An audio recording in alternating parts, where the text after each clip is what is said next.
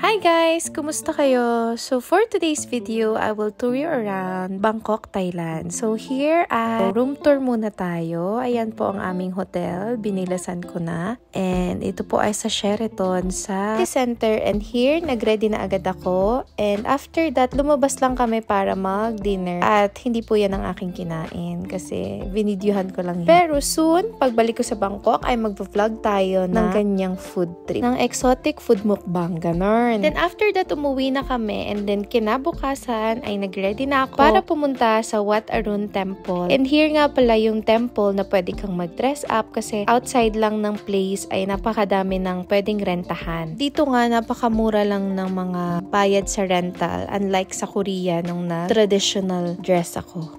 And kapag napunta kayo dito, pag bakasyon, you can hire a photographer na din sa rental place. And it will cost you like maybe 3,000 pesos all in, kasama na yung costume. For 2 person, kaya sulit na. Yung photographer kasi alam na niya kung anong place yung maganda, kung saan yung angulo, yung mga ganun, kung saan yung magandang picturean. Kaya yan, bongga. Try nyo na. And here yan ang itsura sa loob. Syempre may mga monks, kailangan natin silang igalang. And here naman, yan, nag-inarte lang ako dyan. Post, ganyan pang Instagram. And ewan ko, ang arte ko sobra. And here pala sa Bangkok ay napakadaming temples kasi it's a Buddhism country.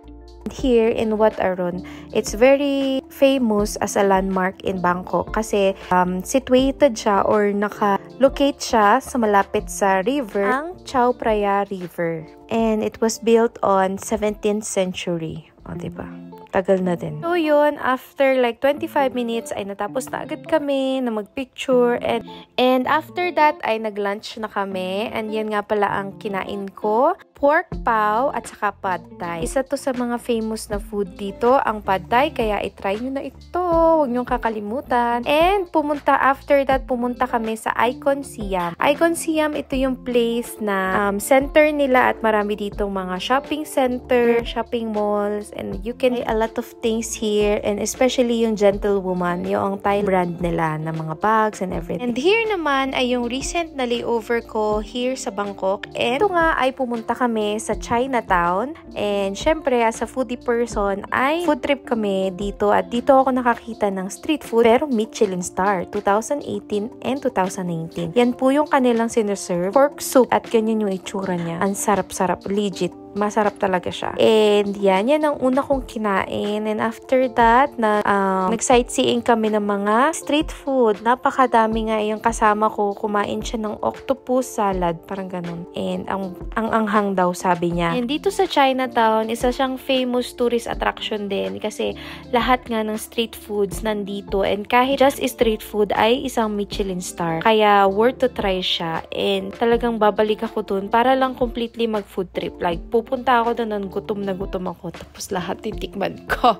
Ganon. Tapos here, ayan, pangarap ko kasi mag-try ng tuk-tuk. And nakakaloka kasi sobrang bilis pala talaga na mag-drive ng mga tuk-tuk driver. And pero amazing experience siya kasi I will never be 26 again riding tuk-tuk in Bangkok. Ganon. Tapos dito ay napadpad kami sa Hooters kasi yung kasama namin lalaki ay masela ng tiyan pagdating sa mga street foods. Kaya mas napili niyang kumain dito. And yan, kumain kami ng quesadilla and fried chicken. Kumakain kami niyan sa Bangkok. Diba? Dapat tom yum. Ayan. Pero hindi ko napigilan. Kumain pa rin ako ng tom yum at mango sticky rice. Walang makakapigil sa akin. And after that, ay pumunta na kami sa isang bar or isang club para experience ang nightlife. And ganito po pala ang nightlife dito sa Bangkok. And dito ang pinuntahan namin ay Levels Club. In the fairness, maganda naman siya. And safe naman po ang mag-bar hopping dito. And especially kung may kasama naman kayong guy, walang magta-try sa inyo makipag-usap ng bongga. At here yan, ganyan, may mga performers sila at may mga DJ. Fairness naman, na-enjoy ko yung clubbing. And dito pa nga, yan. Ang gaganda kasi ng music nila, talagang pang-age ko. Charis. Then, after nun, ay lumipat kami sa isang club kasi parang chill bar na lang siya, yung may mga live music. Kasi gusto nung kasama namin. kasi yun yung mga genre niya. At yun, after nun, umuwi na kami. Ito po ay minsan lang ako mag-club ha. Minsan lang. Ayun lang. Thank you. Bye-bye.